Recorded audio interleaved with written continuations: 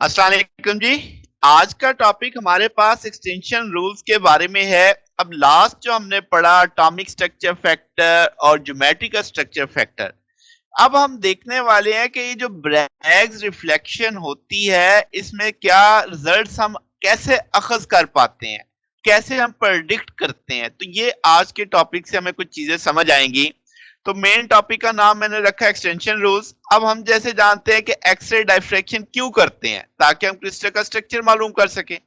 अब क्रिस्टल का स्ट्रक्चर मालूम करने का मतलब दो चीजें हैं कि हमें पता चले कि भाई उसका साइज क्या है, शेप क्या है, पहली बात। दूसरी बात कि उस क्रिस्टल के जो यूनिट सेल है उसके अंदर एटम कहाँ कहाँ मौजूद है।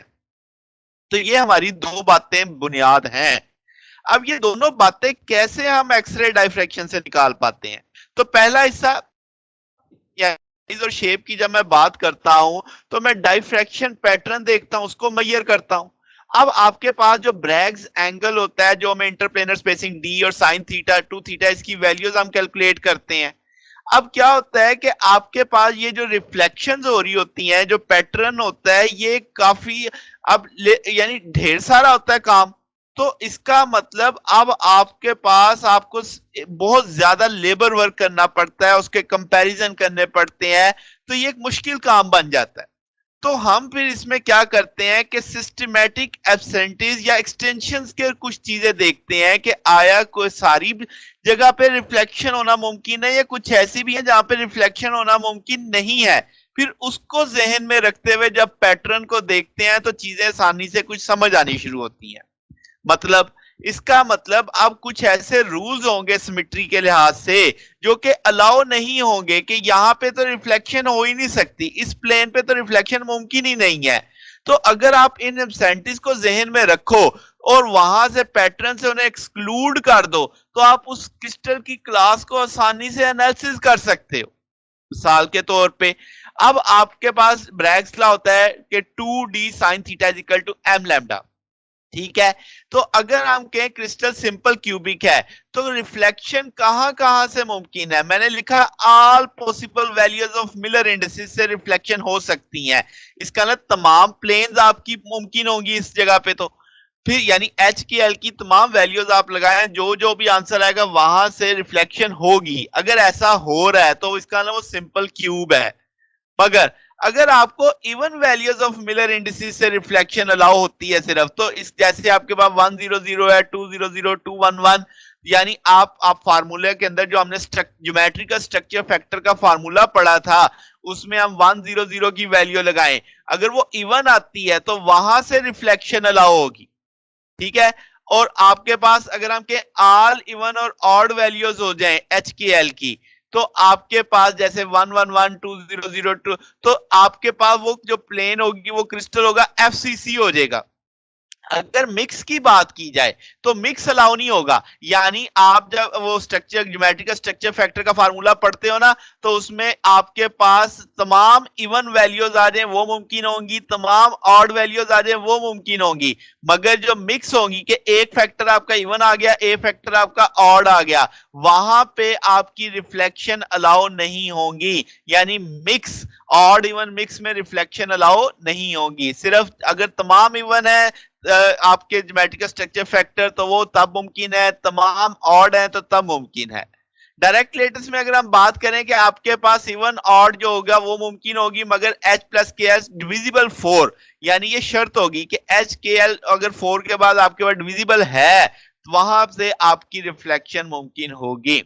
अब अगर हम इंटेंसिटी की बात करते हैं कि भाई आपके पास इंटेंसिटी से क्या, जैसे साइंस थीटा और साइंस के थीटा की जो आप रेशो लो और वो जो रेशो मुमकिनात होंगी, तो वो क्या क्या सिंपल क्यूबिक में 1:2 3 4 5 6 7 8, ये सारी आपके पास वो अलाउड रिफ्लेक्शन होंगी जो एक्सटेंशन रूल से हमें पता चल रही होंगी। ठीक है। अब ये आपके पास बेसिकली इंटेंसिटी के साथ रिलेट कर जाता है कि आपके पास एच स्केयर प्लस के स्केयर प्लस एल स्केयर की जो रेशियो है, जो साइन साइन स्केयर थीटा से हम निकालेंगे, तो वो आपके पास सिंपल क्यूबिक में ये वाली रेशियोज आएंगी।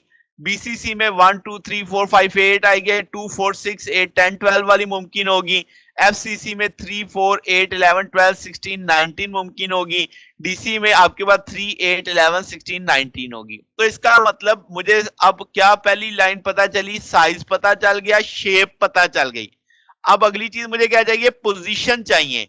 तो पोजीशन निकालने के लिए सेकंड स्टेप है कि भाई आपने एटम लोकेट करने हैं एक्यूरेसी के साथ कि सेल के अंदर एटम कहाँ कहाँ है।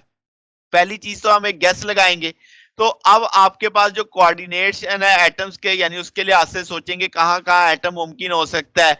फिर हम उसका स्ट्रक्चर फैक्टर कैलकुलेट करेंगे। अगर आपकी जो इंटेंसिटी है और वो जो स्ट्रक्चर फैक्टर जो आपने कैलकुलेट किया वो मैच करती हैं, तो इसका जो आपने गैस किया था वो ओके है।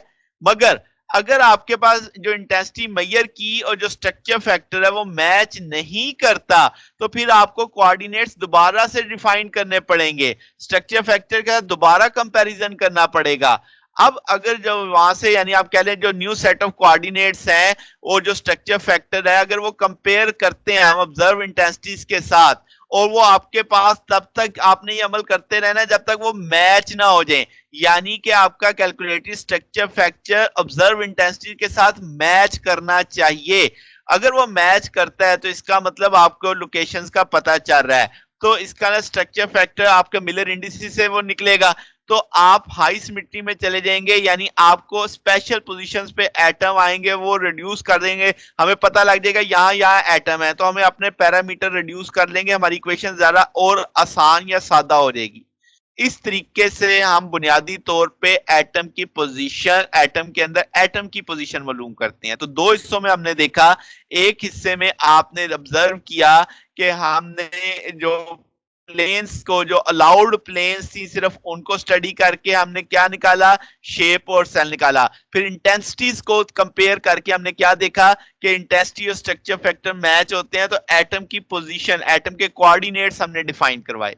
तो ये जनाब हमारा आज का टॉपिक था। अगर आपको इसमें कोई बात पूछनी हो, डाउट हो, तो नीचे कमेंट्स में पूछ सकते हैं। वीडियो अच्छी लगी हो तो वीडियो को लाइक कीजिएगा, दोस्तों के साथ शेयर कीजिएगा और चैनल को भी सब्सक्राइब कर दीजिएगा। अब तक के लिए इतने, बाकी इंशाल्लाह फिर नेक्स्ट देखेंगे। ओके, अल्लाह हाफिज।